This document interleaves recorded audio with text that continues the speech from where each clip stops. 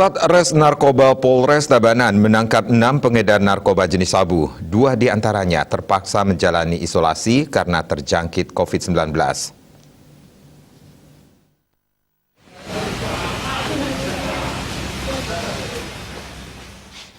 Wakapolres Tabanan Kompol Iketut Gelgel mengatakan dalam bulan ini berhasil meringkus 6 pengedar narkoba dengan barang bukti berupa sabu.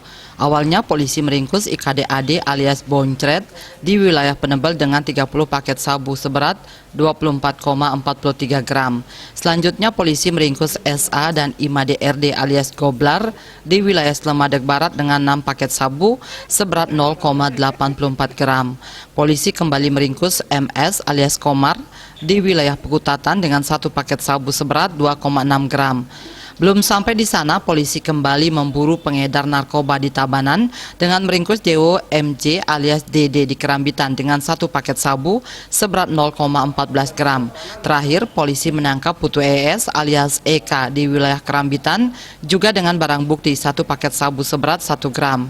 Para tersangka berperan sebagai pengedar dan pengguna barang terlarang narkoba. 2 di antaranya seorang residivis yang tersangkut kasus pencurian. Selain itu, 2 tersangka terkena COVID-19 sehingga harus menjalani isolasi.